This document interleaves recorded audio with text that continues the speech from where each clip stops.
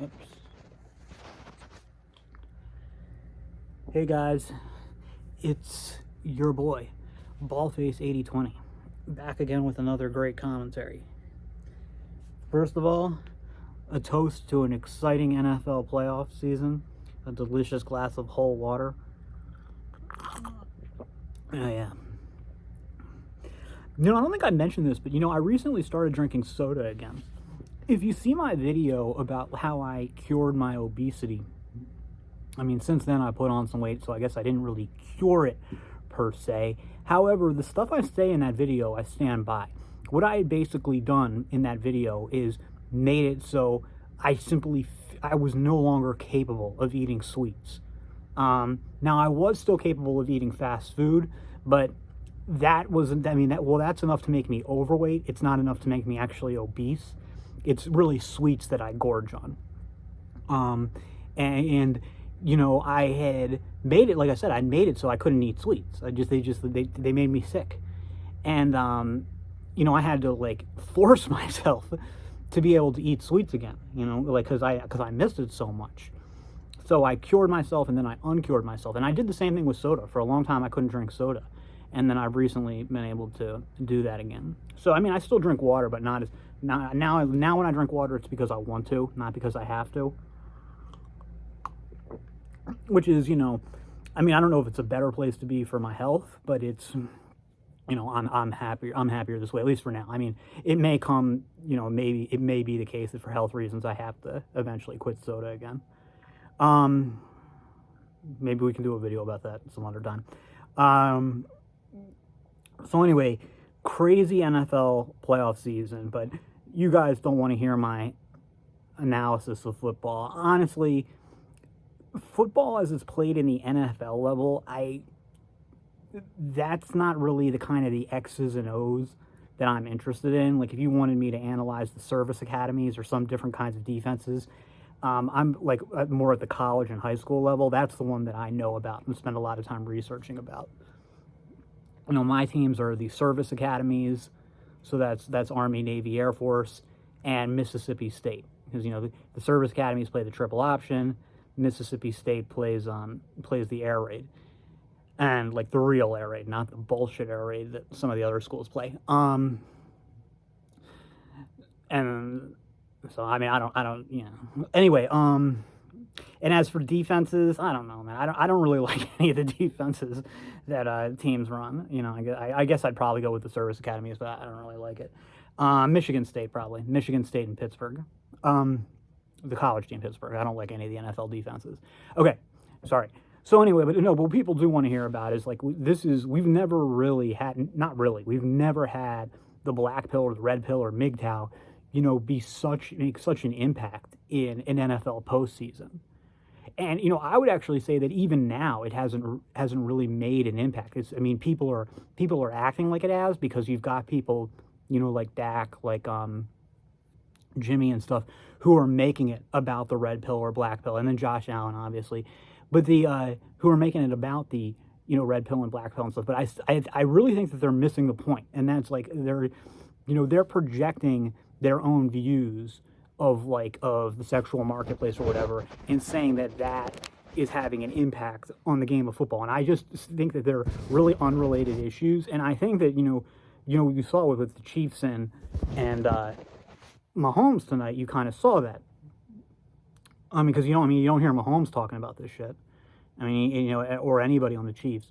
But we'll get to that. So let's just go do the background of Josh Allen, his associate, his relationship with Casey Zander and stuff like that. And I know that Casey says he's not red pilled, Josh says he's not red pilled, but same type of thing. So Josh Allen, and again, I don't know how closely you follow the NFL, but he's been very public this past season about his joining Casey's MBT inner circle, and how he's used it to regain his masculinity and take his game to the next level, and he's credited his success to that.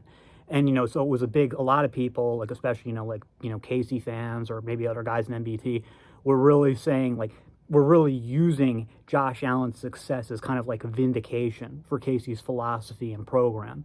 And, Allen himself hadn't shied away from that. He was very clear that, it wasn't like he was saying, like, we're going to win because of MBT, but he was definitely made it clear that, MBT, we didn't, obviously last year we couldn't pull it off. This year I've got MBT. And with my, masculine DNA, I'm sorry, my masculine energy, their DNA isn't going to be able to handle it. And, so, I mean, the problem with this is like, first of all, I want to say something like, yes, the Bills lost the game, but it was like a very competitive game. So I'm not like here to dance on Josh Allen's grave. Sorry, a little bit better. I'm not here to dance on Josh Allen's grave. He's still a great player. Maybe he wins some Super Bowls down the road. And if they had pulled it off the game, I'd be saying all the same stuff. I'm not saying that Josh Allen working with Casey means he can't be successful or he can't win a Super Bowl. What I'm saying is it doesn't make sense to attribute the success Josh Allen and the Bills have had this year to Casey Zander and to MBT, because this stuff was, Allen was having success. If you look at it, I was somebody who was very wrong about Josh Allen. I was somebody who was a super skeptic from him. I said, this guy will not make it in the pros. I didn't have anything against him personally. I mean, I really didn't. I still don't. He seems like an okay guy. Maybe a little boring, but whatever. He'd probably say the same about me. Because if you look at his college production, it sucks. It sucks. So like, if you couldn't perform at the college level, why would you be better at the pro level? Not only was his college production bad, but he came out as a junior. It didn't improve. It was actually worse his junior year than his sophomore year. So I thought that this is a guy who can't cut it. Now, granted, on the surface, he had all the tools. He had the size, he had the arm, he had the athleticism, he had the intelligence, and he had the work ethic. So the raw tools were there. He just hadn't been able to put it together. And my feeling was, okay, yeah, great, he has the tools and he couldn't put it together, but if he couldn't put it together in college, why would he be able to do it in pros? Because if you look at the NFL draft stuff, that doesn't happen. Like, that you have guys who, they have all the tools, but they don't have the production and they can pull it off. Like Tom Brady's numbers in the pros are better than his NFL numbers. But his college numbers weren't bad. They weren't, I mean, they weren't like really good, but they weren't bad either. And Josh Allen's college numbers were bad. So you look back on it though, and you see what happened is that, well, in his junior year, they switched to an offense that wasn't really as congruent with his skill set. So, he comes into the pros and he's in an offense that does fit his skill set. And his first year, he's not good, but he's okay. And remember, he came out as a junior, so he wasn't finished developing it. In his second year, he had already showed improvement. And then in his third year, this is his fourth year, his third year, he was good, and he was actually better than he was this year. So, I mean, that's what made the improvement. What made the improvement is, A, the tools were always there, and B, he had already been showing improvement, and he'd maxed out last season, before he started working with Casey, before he joined the MBT inner circle. So that's my whole problem with it. It's not me being like a hater of Casey or anything like that. Like, yes, I don't like Casey. Yes, I've criticized him, but it's not like that's not really what it's about. It's about that, like, to credit their success to Casey just doesn't make sense, because the improvement had already happened by the time that he met Casey. And then, I think that, in this game, I think it really did make an impact, like a negative impact. I mean, like you guys maybe, I don't know if you watched the game. If you just look at the scores, you wouldn't see it. But watching the game, like you can look at like Mahomes, he was able to 2 times, once pull him ahead and the other times pull him a tie, 3 times, I'm sorry. Once pull him ahead, once split him a tie, and then once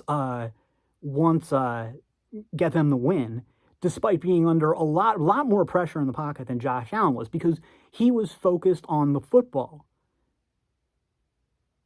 You know, I mean, he was focused on the football, on making the plays, on doing what needed to be done. Josh Allen is back there, just focusing on holding masculine frame. And like, I mean, and I don't know if this was going on in the game, but like before the game, he had been made like a really big deal about being on his purpose and stuff like that, and about how being on his purpose is what was the important thing that was guiding him and was going to help them get the win this day. But so they asked Patrick Mahomes about it. They said like he said like he's making a really big deal. Josh Allen's making a really big deal about how he's been working with Casey Zander, and that it's helped him regain his masculinity, and helped him that he's really on his purpose. Do you feel like you are really on your purpose, and is that something that you focus on in the game? And Patrick Mahomes said, Casey, what? Casey Zander? Who's that? And then, what do you mean masculinity? Are you being serious? What are you guys talking about? On my purpose? What? So that's, I mean, I guess he was pretending like he didn't know who Casey was. So, I mean, because which I think tells you a lot, that he's like, for him, it's not relevant, which is my position. It's not relevant. It's stop trying to push everything into like to make everything about the red pill or the black pill or stuff like that. Sometimes a football game is just a football game. And this stuff that Casey preaches is really a distraction. You can't be just saying like everything is purpose. I mean, if you need a purpose at all, I would say the purpose is to win the game. Like, isn't that enough? It doesn't have to be all this other stuff is bullshit. And also, like, I mean, if you're playing in the NFL, you've already taken care of the masculinity angle. Like, if there's anybody who shouldn't need to be insecure about his masculinity, it's Josh Allen. I would say that's a problem that should be treated with a psychiatrist, not with Casey Zander and masculine behavioral therapy. So, I mean, obviously, I mean, there's more to it than that. What's his name? Who's Garoppolo, who has just been insufferable since the game. Like I said, like, I know that I'm not one of those people who says that like all black pillars need to still stick together and shit like that. Like, I can like somebody who's blue pilled or red pilled, and I can like and I can dislike somebody who's black pilled. And it's not really that I dislike Garoppolo. I mean, he seems like okay. He doesn't, but I mean, he's been insufferable this week. Talking about how Chad always wins and it's over, and Chad only, and like because of because he beat Dak. It's like a couple of things here. First of all, Dak, yeah, he's a MGTOW, but he's really not a bad looking guy. I mean, I think Dak face mocks Jimmy. I know most women would disagree. I get that. I know that my tastes aren't true. But the thing is, it doesn't even matter. The thing is, like, what you think, like, which one of them you think wins the face mock. I mean, Dak is still a Chad himself. Granted, he's more of a Chad light, but his height frame combo, even if his face doesn't do it for you, I mean, he's definitely still a Chad light or a Tyrone light, depending on how you want to see it. And he's not. I guess he's not the Giga that Jimmy is, because Jimmy has the hair and the height. And like, I mean, seriously, guys, hair is so important. I think black pillars underestimate the importance of hair. I mean, it's not as important as height, but I mean, you could make a case that hair is more important than face. That's how important hair is. Not as important as height, but is maybe more important than face. And honestly, for some women, it's more important than height. That's how big a deal hair is. But I mean, so like, he's, so Chad, like, he's talking about like, he's, the Chad only, it's over, shit like that, like all week long saying this shit. And it's like, dude, shut up. You winning didn't have anything to do with the black pill. Chad does not always win. And then look at what happens this week. You like the two biggest, like Brady. I mean, Brady's kind of old now, but Brady, is a bigger Chad than Garoppolo, and he loses. And Josh Allen is probably the biggest Chad in the NFL right now, and he loses too. And you could say, well, he lost because he was, he bought into this, MBT bullshit, and he was worried about holding frame and being on his purpose when he should have been focused on football. It's like, well, guess what? That's not what Jimmy said. Jimmy said that, remember what Jimmy said? That the tortoise always beats the hare. I mean, the hare always beats the tortoise. Jimmy said that just the genetics alone would be enough to get you there. And that's not, that wasn't true. I mean, and because, just because Josh Allen is more of a Chad than Mahomes doesn't automatically mean he's a better quarterback. I mean, you don't see them in the NFL. Like, do you ever see like Mel Kiper saying like, oh yeah, he had great college stats and great numbers at the combine, but he's just not as much of a Chad as some of the other prospects. It's like, no, they wouldn't say that, because it's not, it's about like, because they're just separate skill sets. I mean, they're pretty much all Chad due to their height and frame, but it's not about like, who's the most successful with women and or shit like that. They're totally different things. In fact, I think the Bills used to have this like Giga Chad quarterback named Trent Edwards. I think that was his name. Women loved him, and he sucked. So, I mean, it's definitely not that Chad always wins. I mean, that's a horrible way to like try to bet on football games. Speaking of betting on football games, I have done really well this play. I haven't bet myself because I don't bet on football games, but I was saying that the Eagles versus the Bucks game, I was like, oh man, the Bucks are going to blow them out, and the Bucks were only 8.5-point favorites, and I was like, oh yeah, bet the mortgage on that one. That was, I mean, I don't, like I said, I don't bet on sports, but so I was totally right about that one. I was right about, I was confident that the Bengals were going to beat the Titans. I thought the Titans sucked. I did get the 49ers game wrong, but I think that was I'm sorry, I got both of the 49ers games wrong. I got it wrong with Dallas and got it wrong with the Packers. But I didn't say to, like, I wasn't confident about the Dallas versus the